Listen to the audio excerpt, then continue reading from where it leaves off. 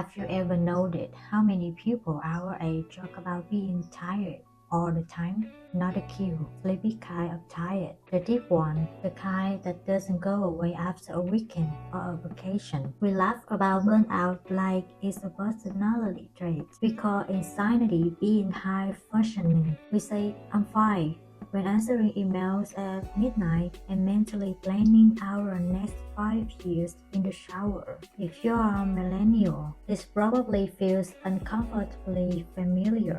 We grew up being told we could be anything, then we grew up and realized anything came with student loans, unstable careers, rising costs, and the quiet pressure to still look like we are doing great. This isn't a story about failure. It's not a complaint. It's a closer look at how an entire generation learned to survive constant change, invisible pressure, and expectations that keep shifting just as we were catching our breath. Before psychology terms, before labels, just a lived experiences appearing on millennial. Millennials came of age during transitions, not stability, analog childhoods, digital adulthoods, landlines to smartphones, encyclopedias to search engines, privacy to permanent visibility. That matters more than we realize. When your formative years are shared by rapid change, the nervous system adapts differently. Research on developmental psychology shows that prolonged uncertainty doesn't always create fear. It often creates vigilance, not panic, readiness. That's why many millennials are doubly traumatized, quietly alert. We learned early that the rules could change overnight. A recession, a company restructure, an algorithm update, a global crisis. So we became planners and improvisers at the same time. Notice how many millennials have backup careers, side hustles, emergency savings brushes, skills that don't appear on their resumes. That's not ambition alone, that's adaptation. Psychologists refer to this as anticipatory copying, the habit of preparing for stress before it arrives. It's useful, it's efficient, and it's exhausting because when you are always preparing, you're never fully resting. This generation is often labeled as anxious or indecisive, but that misses the point. What looks like hesitation is often better recognition. We have seen how quickly self plans fall apart. So we pause, we research, and we overthink. And yes, we sometimes delay big milestones, not because we don't want them, but because we understand the way they carry. Marriage isn't just romance to us, it's logistics. Home ownership isn't a dream, it's a spreadsheet. Parenthood isn't assumed, it's questioned deeply. This doesn't mean millennials are commitment averse. It means we're commitment aware. Relationships, especially, reveal a lot about millennial psychology. We were raised on the promise of emotional intelligence, communication, and working on yourself. Therapy language into our everyday vocabulary, boundaries, triggers, attachment styles. That awareness helped many of us break cycles our parents never had the tools to name. But it also came with a cost. When you know how much damage and heal balance can cost, closeness feels riskier. Love becomes something you want deeply, but it's sending constantly. We crave connection, and we analyze it to death. This is why many millennials oscillate between intense emotional intimacy and sudden withdrawal. We open up quickly, but once we see instability, we retreat. Not to punish, to regulate. Neuroscience explains this through the lens of emotional load. When your emotional bandwidth is already tasked by work, finances, and identity pressure, relationships can feel overwhelming even when they are healthy. So we pace ourselves, sometimes too carefully.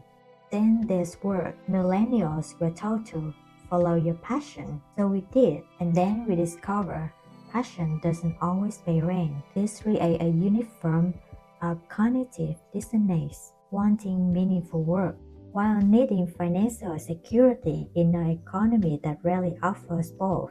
Psychological students on motivation show that when values and survival needs complete, chronic stress emerges, not because people are weak, but because the system is misaligned. That's why many millennials feel guilty for wanting stability and fulfillment at the same time. We internalize that idea that struggling means we weren't trying hard enough, so we kept pushing, optimizing, personal branding ourselves into burnout. And yet, beneath the exhaustion, something else formed, resilience that doesn't look loud. Millennials are exceptionally skilled at emotional translation. We read between lines, we sense power dynamics, we notice tone shifts in emails. This isn't oversensitivity, it's social calibration. Growing up online taught us that context matters.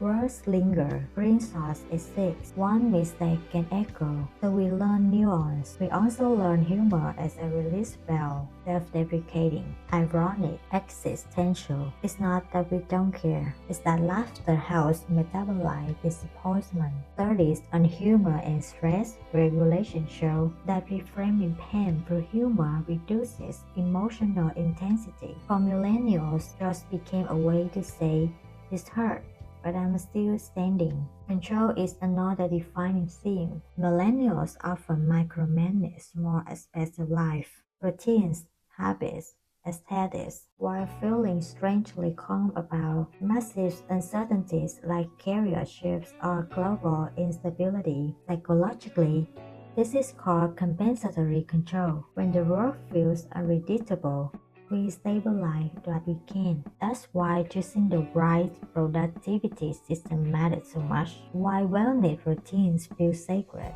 Why minimalism, bullet journeys, and morning ritual resonate. They are not trends, they are anchors. But here's the quieter truth. Under all this adaptability is grief. Not dramatic grief, but the grief. Grief for timelines we were promised, for stability that always fell one step away, for a sense of arrival that never quite arrived. Many millennials born versions of adulthood they thought they reached by now. The house, the certainty, the sense of "I make it." Instead, adulthood became a moving target. Psychologists describe this as ambiguous loss, loss without a clear event or ending. Nothing was taken abruptly, it just never fully came. An ambiguous loss is hard to name, hard to validate, easy to dismiss. "You are doing fine," people say, and we are. But fine isn't the same as fulfilled. Still, millennials keep going.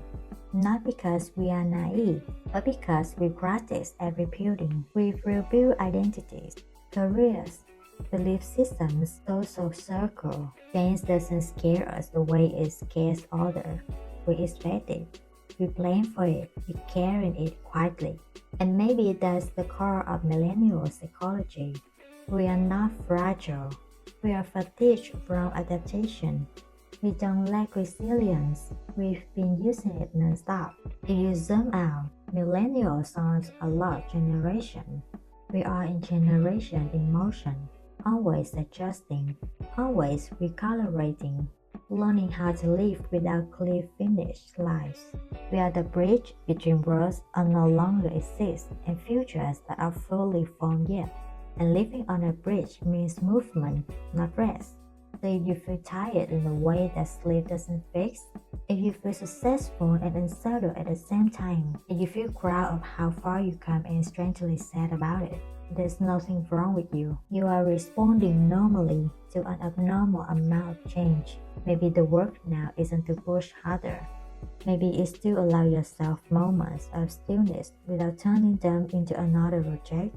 You don't need to optimize your way into peace. You're allowed to arrive slowly. And if this reflection feels like it progress to something you've been carrying quietly, sit with it for a moment. Let it land. Some insights are meant to motivate. They are meant to make you feel seen.